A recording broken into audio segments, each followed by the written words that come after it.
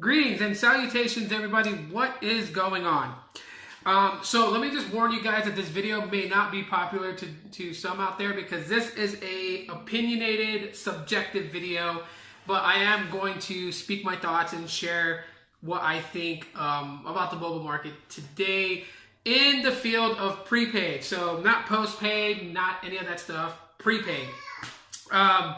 So in front of me, I have 9 devices, okay? I'm going to show you guys these 9 devices, and I want you guys to tell me in the comment section of the video the first thing that comes to your mind that tells you how these 9 devices are related, okay? I know some of you guys ain't going to follow the rules. It's not a real big deal. But for those who are willing to follow the rules, you guys actually might find this entertaining. So I'm going to start off with the first device right here, and this is it right here, okay? You guys might remember that. Pretty old phone, but pretty badass phone. We got the second phone right here, right? All right, it's number 2. This one's number 3. You guys probably know where I'm going with this. Number 4, right? 5. See, we're rolling along here. 6, right? 7. Okay, 7. It's number 8. Yeah, number 8. And last one, number 9. Okay, so I'm going to give about 20 seconds to let you guys think. What's the number one thing, what's the first thing that comes to your mind about how these 9 devices are related? You let me know in the comment section. I'm watching the video recorder ticker clock. And at the 20-second mark, we'll go from there. Got about 5 seconds left. 3, 2, 1. All right. So, what's the first thing that came to your mind about how these 9 devices are related? If you said they're LG devices, you are absolutely right, but that is not the direction I'm going with this. So, yes, they are all LG devices. Now, if you said to yourself they're all mid-range to budget devices, you are exactly right. That's where I'm going with this. And the reason why I am showing you this is because the mentality of the prepaid market today has gone completely weird. And yes, I know this is my opinion and I'm going to share it. So please excuse me while I be truthful and honest with everybody.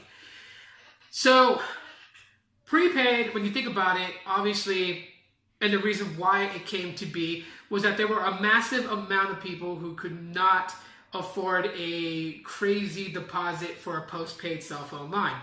Way back in the day, companies like Verizon had regional areas of how much they can charge a deposit per line.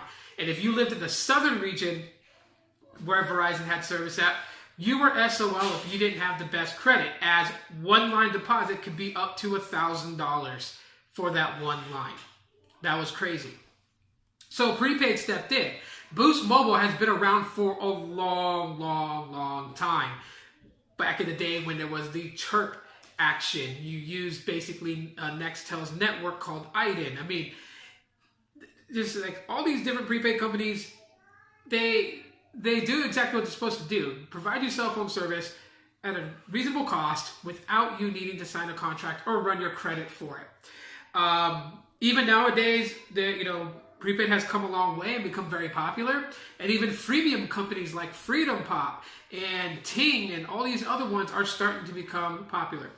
But the reason why I'm making this video is because there's been a massive complaints that prepaid carriers should offer flagship devices. And while it would be nice to have a flagship device on a prepaid service provider, logically it doesn't make sense. I know some of you guys are going to be like, well, we should have the freedom to use what type of phone we want. And yes, true. Yeah, you can, which is why I'm not saying that they should never have flagships on prepaid. But the demand to say that, okay, you're tired of 16 gigabyte type phones. You're tired of phones running only 2 gigabytes of RAM. You want a phone with a 5.8-inch display. You want a phone that has 6 gigabytes of RAM. You want a phone that literally costs $700, $800, $900 on a prepaid service. It's crazy. It is really crazy to say that mid-rangers should no longer be on prepaid companies. That's where I draw the line. That's where I got a bone to pick. All right. Yes, get flagships. By all means, do so. But to say that they gotta stop having mid-range budget devices on prepaid service, that is going a little too far. Now, it is one thing to get flagship devices, and yes, prepaid providers do have flagships. Currently, Boost Mobile has, the Galaxy S line. I believe they have like the S5, well, the S4, S3. Actually, yeah, they have it all. It's S3 going all the way up. Actually, S2. They had the S2 Epic 4G Touch. So the Epic 4G Touch all the way up to the S8. They've had them. iPhones are available on Boost Mobile. The iPhone 6 on up, they have them. They've even had some LG flagships like the G2, the G3, and the G Flex 2. So they're there. But you're still going to have your mid-range and your budget devices because not everyone can afford to spend $500, $600, $700, $800 on a phone. And then too, at the same time, why even go after something like that? Really, honestly, why not? I mean, if you're going to go after something like that, you might as well get regular postpaid service. What is the difference? It's like one of the things, like I had a conversation and the person was like, oh yeah, Boost Mobile opened up its bring your own device list. And now you can bring the Essential phone, which is a flagship device. They're like, yeah, you can bring one over. You can bring a Sprint Essential phone over to Boost Mobile.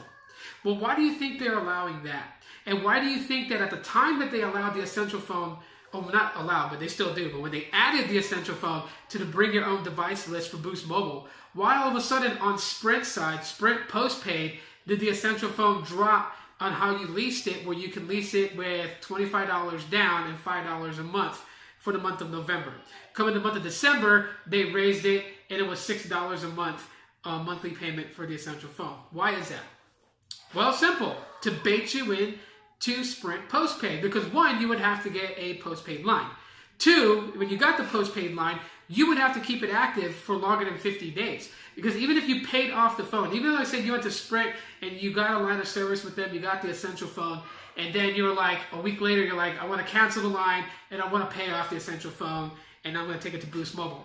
It will not be able to work on Boost Mobile because it needs to be unlocked. Yes, Sprint devices still need to be unlocked to work on Boost Mobile and Virgin Mobile. It does not make sense. Hey, save it for Sprint. But you would have to get it unlocked, and you couldn't get it unlocked because it has to be active longer than 50 days. The same with Boost Mobile phones on how they're able to move over to Virgin Mobile or Sprint Prepaid. In order for a Boost phone to be able to move cross-platform to a Virgin Mobile line or a Sprint Prepaid line or any other that MVNOs that piggyback off Sprint's network, it has to be active on Boost Mobile for 365 days, an entire year. So prepaid's a little bit more strict, a whole entire year, whereas postpaid, 50 days. So, I mean, there's the bait. If you guys catch that, that's the bait to get you from prepaid to postpaid. That's how Sprint does it. That's how every other carrier does it. And why would they want to do that? Because they make more money off consumers through postpaid accounts than they do through prepaid. At the end of the day, prepaid nowadays for postpaid companies is bait to get you in. Try out their network. Pay a flat rate of $50 for unlimited data.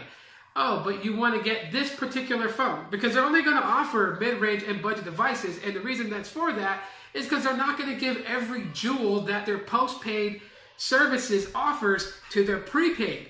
Yes, they gave the Galaxy S8 and they gave the iPhone, but those phones are technically ubiquitous. You find them anywhere, okay? Yes, there are flagships. Yes, they cost over $700, but you find them anywhere, right?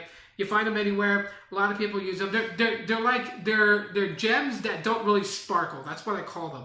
Because while they are expensive and high dollar phones, these days it's normal. You find any Joe Blow out there with a Galaxy S8. You find any Joe Blow out there with an iPhone 8. And you find any Joe Blow out there with an iPhone 10. So they're everywhere. These are the phones that people go after. So they're very common. They are the phones that cost you $1,000, close enough. And as soon as you buy it, they're worth $100 because every other person has it. So if you were trying to resell it out there, you're not really going to get top dollar for it unless it's someone that really wants the phone and can't afford it. You can sell it to them for like $300, $400, $500. But you ain't going to find anyone to buy an iPhone 10 off of you after you paid $1,000 for it. You're not going to find anyone to buy it for $1,000 off of you. So my whole thing, the whole subject of this is that mid-range and budget devices aren't going anywhere. And the belief structure that mid-range devices needs to be gone and prepaid needs to evolve into something that only offers flagships, you're out of your mind for thinking that.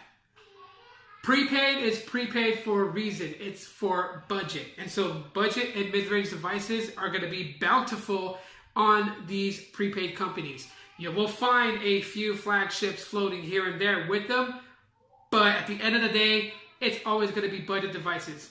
And is there anything wrong with budget devices? No, it's not. It's just people's mentality chasing down what they think they gotta have in order to be considered normal. You're rocking LG X Power like I do, you're probably gonna tuck that in your pocket and be ashamed to whip it out because the other person that's next to you has an iPhone 10 or a Galaxy S8 or a Note 8, right? We're trained today to think that we gotta have what everyone else has in order to be considered normal. And then if you choose to go away from the herd and like something that you want to like, you feel like that you're weird for it, when that's furthest from the truth. You are not weird if you like a particular phone that maybe other people might say suck. We're all different. We all think differently, and we gotta stop thinking that we have to be exactly the same.